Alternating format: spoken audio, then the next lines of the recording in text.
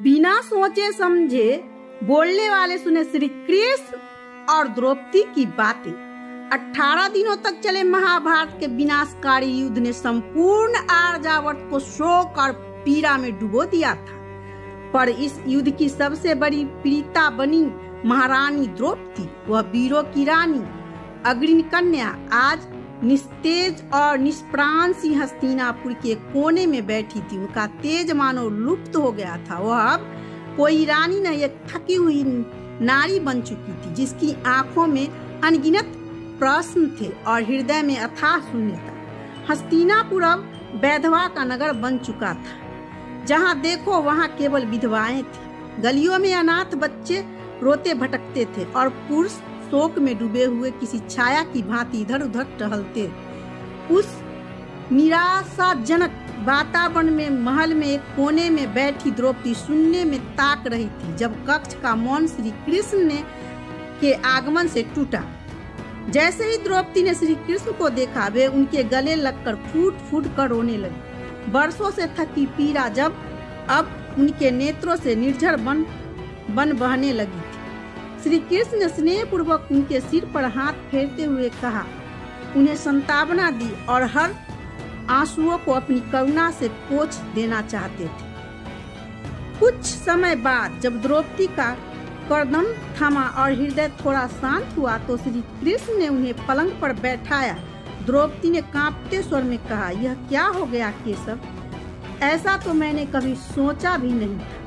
श्री कृष्ण की आंखों में भी एक गंभीरता आ चुकी थी। वे बोले, नियति बहुत कठोर होती है पंचाली। यह सदैव हमारी इच्छाओं के अनुसार नहीं चलती। यह केवल हमारे कर्मों का प्रतिफल होती है। युद्ध कभी समाधान नहीं होता, वह स्वयं एक नई समस्या को जन्म देता है। तुमने प्रतिशोध की अग्नि में यह मार्ग चुना था और तुम सफल भी हुई। पर अब स्वयं से पूछो, क्या इसका सफलता में तुम्हें शांति मिली?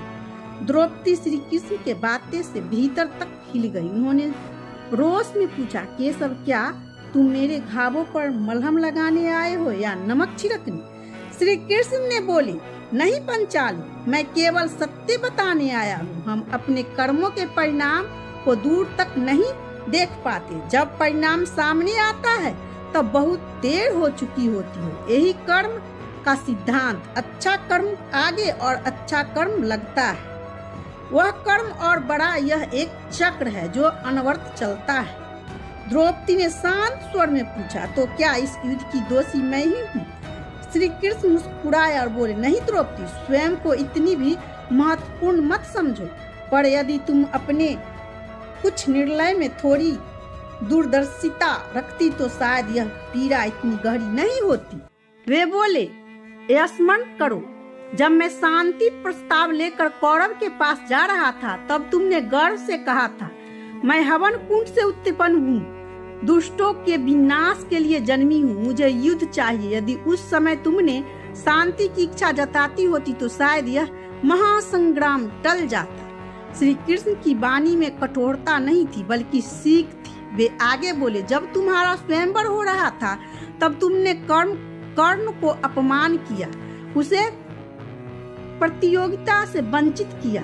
शायद वही अपमान उसकी आत्मा में घर कर गया और उसने सभा में तुम्हें वेश्या कहकर अपमानित किया। और जब कुंती ने तुम्हें 5 पांडव की पत्नी बनने को कहा, यदि तुमने उस आदेश पर विचार किया होता तो शायद भविष्य कुछ और होता। द्रौपदी अब मौन थी, उनके नेत्रों में आंसू फिर बहने लगे। श्री कृष्ण बोले, महल में जब तुमने दुर्योधन को उपहास किया था, अंधे का पुत्र अंधा, उसी क्षण से उसके हृदय में प्रतिशोध की आग लग गई थी। वह अपमान आगे चलकर चीरहरण की भूमिका बना।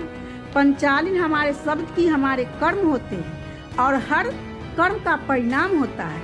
उन्होंने गंभीर स्वर में कहा, हमारा विष हमारे शब्दों में छिपा होता है, दांतों में नहीं। शब्द तलवार से भी अधिक घातक होते हैं। जब हम क्रोध या अहंकार में कुछ कहते हैं तो वे सब इतिहास में गूंजते हैं, कभी दंड बनकर, कभी पछतावा बनकर। द्रौपदी ने धीरे से पूछा, तो क्या हमें अपमान सह लेना चाहिए?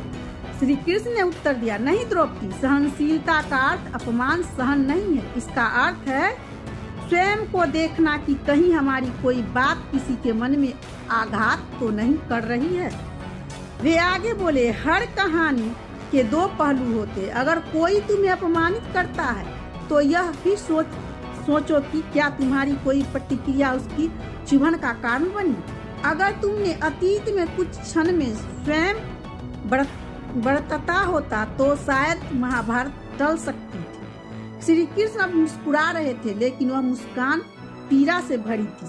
द्रौपदी, जीवन की सबसे बड़ी शिक्षा यही है, सोचो फिर बोलो, शब्द में धैर्य रखो, कथनों में करुणा और सोच में सकारात्मक। यही तो गुण है जो मनुष्य को हर कठिन परिस्थितियों में भी सच्चा इंसान बनाए रखते हैं।